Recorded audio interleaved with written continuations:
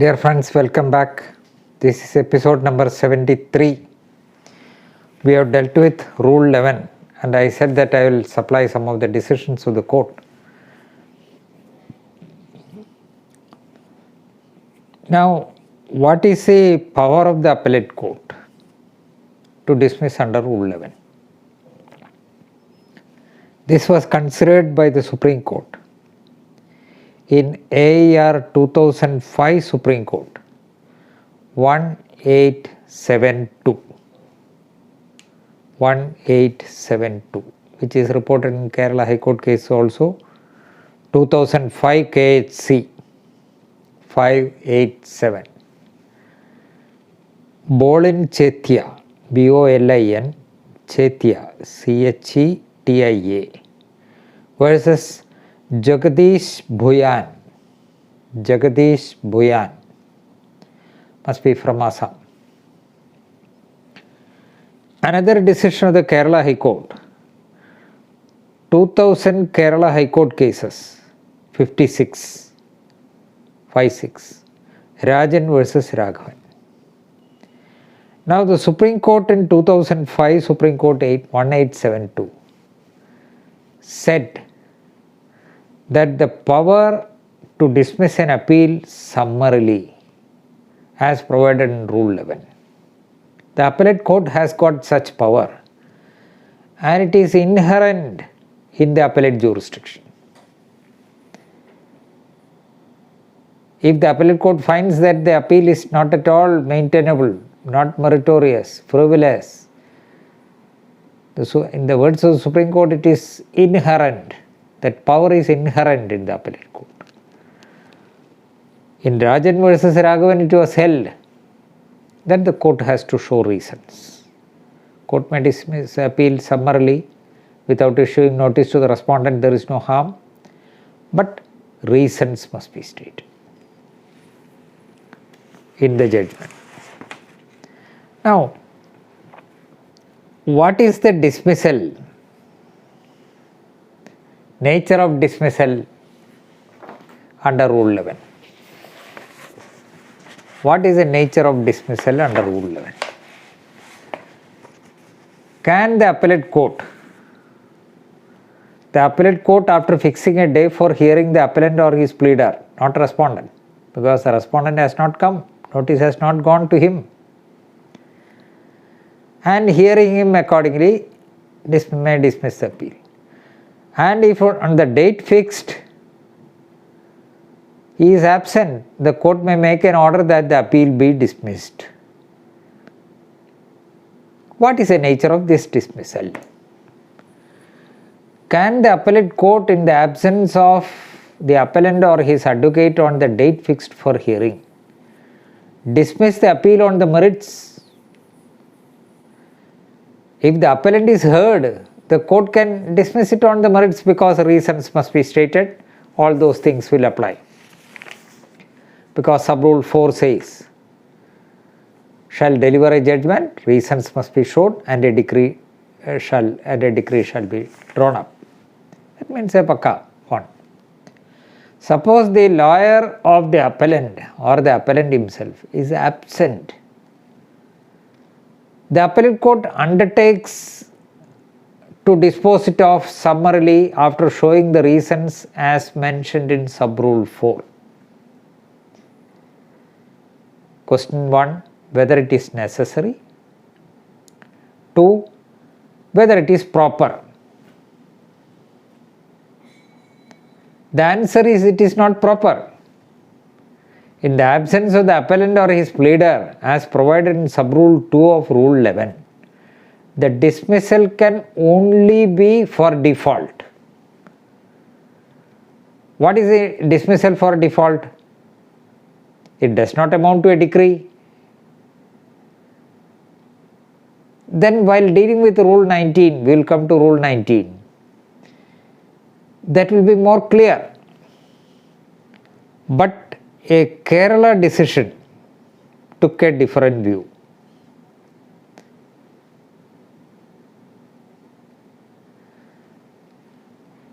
That is in 2000 Volume 1, Kerala Law Times, 832.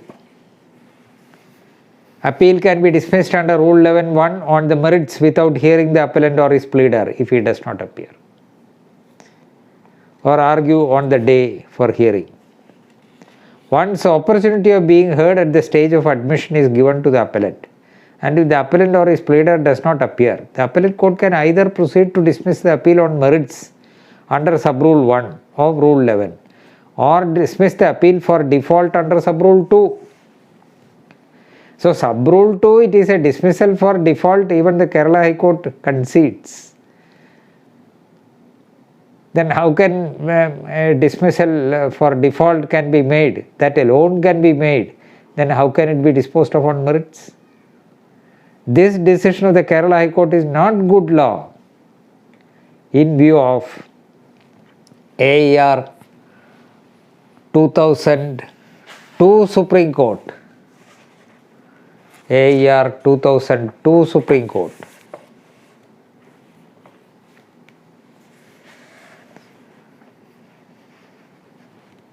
#1447 Ajit Kumar Singh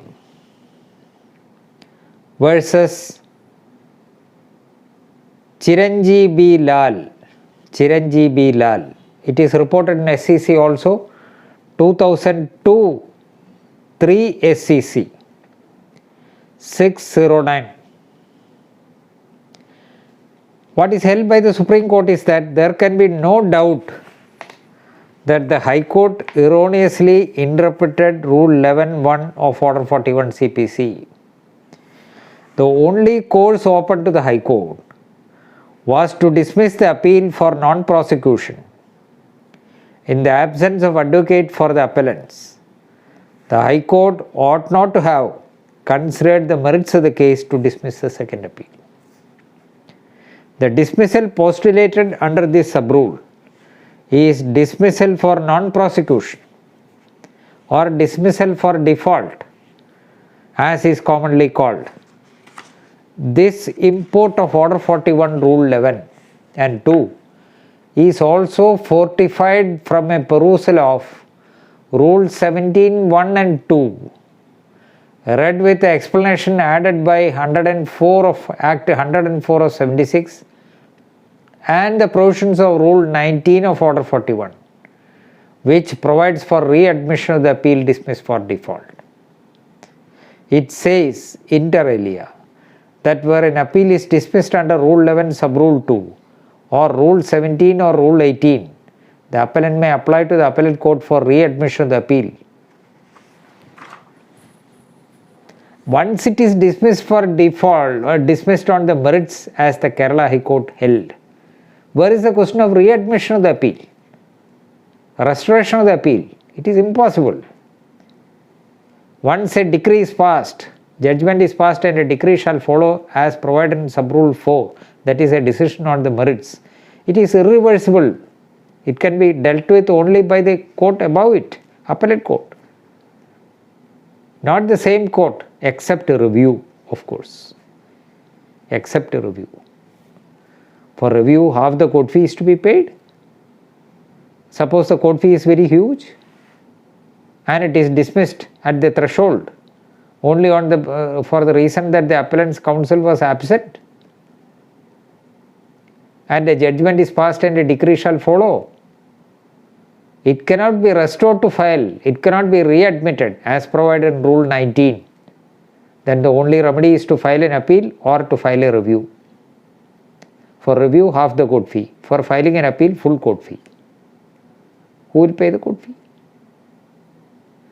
Can a simple default result in such drastic steps? No. That decision of the Kerala High Court was wrong. And in view of the Supreme Court, in 2002 Supreme Court 1447, the Kerala view is not good law. Please also see a decision of the Supreme Court in AER 2014 Supreme Court 3032. 3032.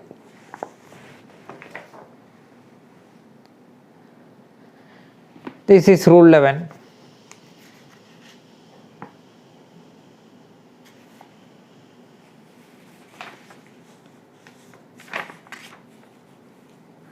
Now we'll come to rule 17 and 19 in detail. We will come back to rule 11 again.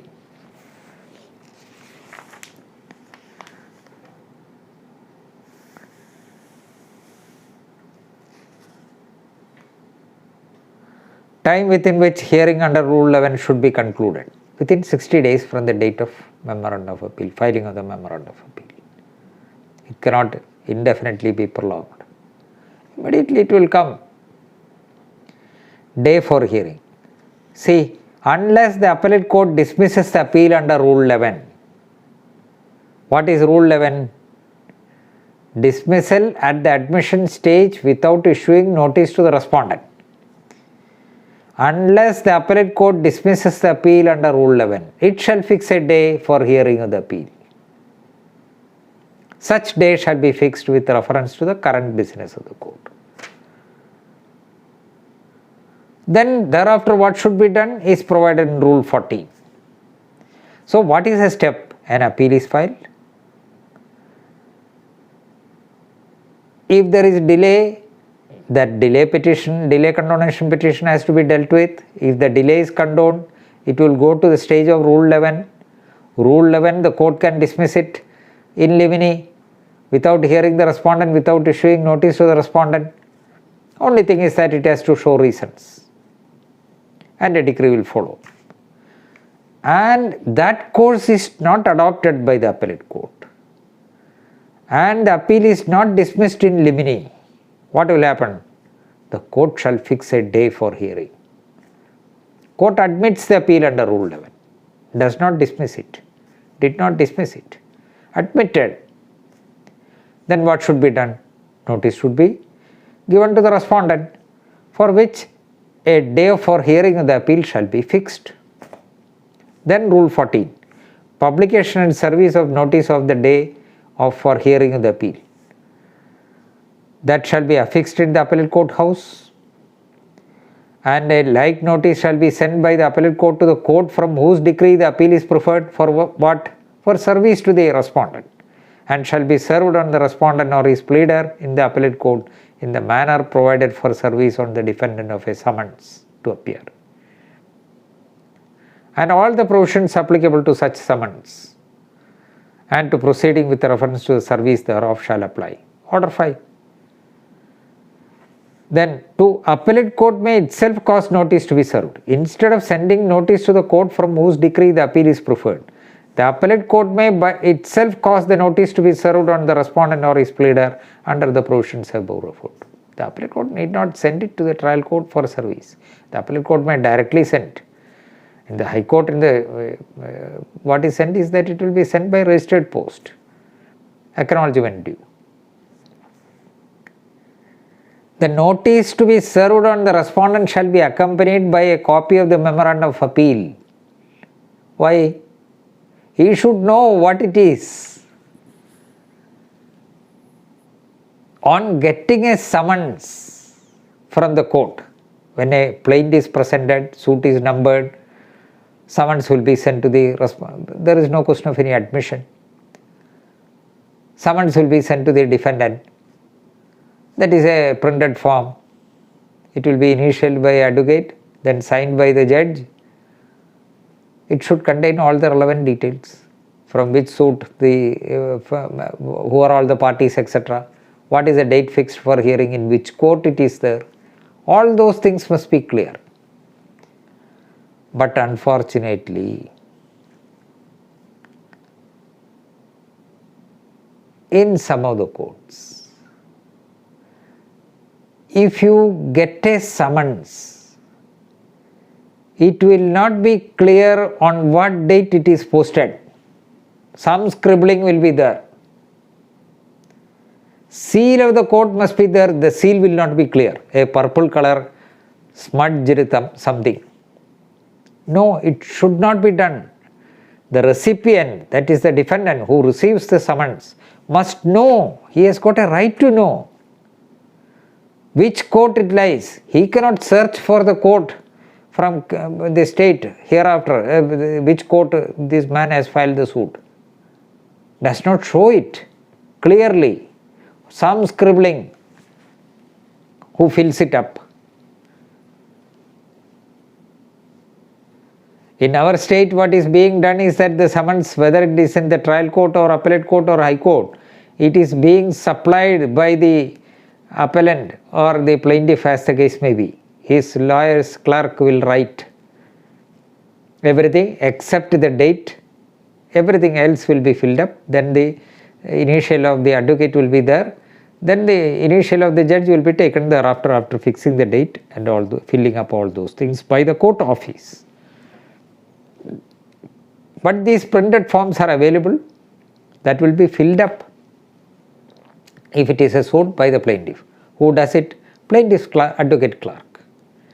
If he does not take care and he scribbles something and the court also does not look into it. Court means court office of the court. Judge cannot look into all these things. Random he can do. And this is received by the defendant. He has to know who has filed this suit. Who are all the defendants? Not full name and others, that is enough. In which court it is there? What is the date fixed for hearing? Or if it is an appeal, who is the appellant? From which suit the appeal has been filed? The respondent may have filed several suits and got several decrees in various courts. He must know in which appellate court the appeal has been filed. He must know from what decree the appeal is preferred. All those relevant details must be there in that small printed form. You cannot accuse the court because so far as our state is concerned. You cannot accuse the court because you are giving it to be supplied to the opposite side. So you must respect him and provide all the necessary details in a legible form. There are, in criminal cases, not to say about it. A summons is issued. Carbon copy will be something from police station, it comes. Some sections will be written, nobody can read it. Which court it is there, nobody knows it. So even if the accused on receipt of the summons goes to an advocate, that advocate also cannot say in which court it is there. Runs from court to court. So that is not a proper thing. So I am spending time on it to say to my advocate friends, please take care. All these things must be there. These are all, necessary bare minimum things. It is not a ritual. It is with a purpose. So please provide quality product from your side so that you will get a quality product from court. Yes.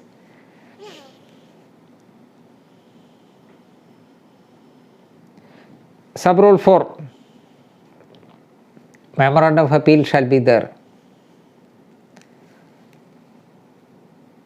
4. Notwithstanding anything to the contrary contained in sub-rule 1, it shall not be necessary to serve notice of any proceeding incidental to an appeal on any respondent other than a person impleaded for the first time in the appellate court, unless he has appeared and filed an address for service in the court of the first instance or has appeared in the appeal. What is this? An appeal is filed. Notice is served on the respondent. He does not appear. Thereafter, the appellant may file several applications of which copy need not be served on the respondent.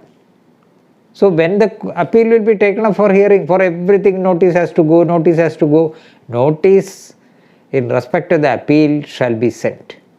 Copy of the memorandum of appeal shall be sent. If there is any accompanying application, copy of the same also should be sent.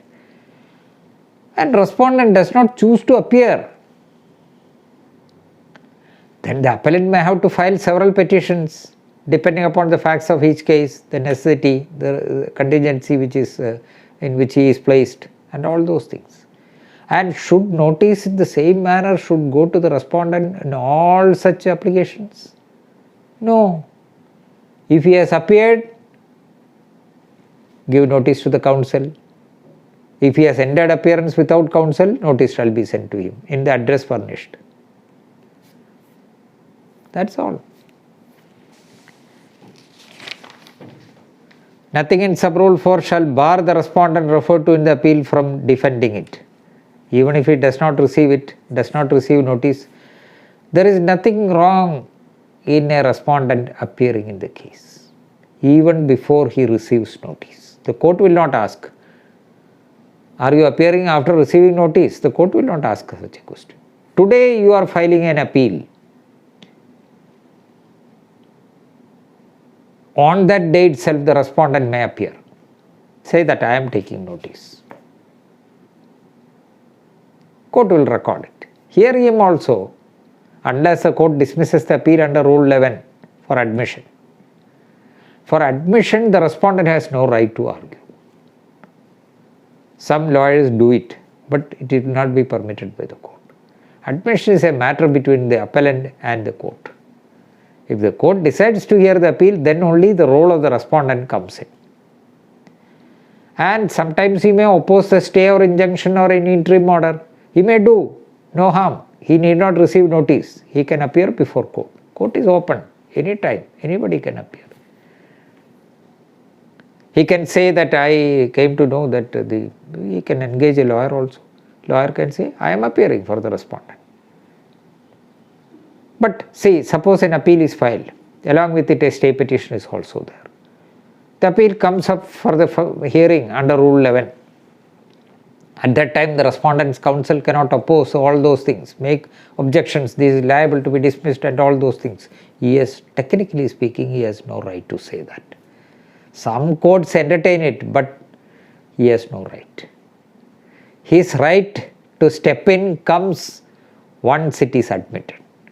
Once it is admitted, in interlocutory application, he may say, I am opposing the stay, I am opposing the injunction, I am opposing the interlocutory application.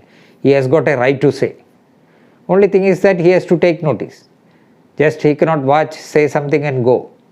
Say, I take notice for the respondent. Court will record it. Take notice. Then no further notice is required. No service of notice is required. Yes.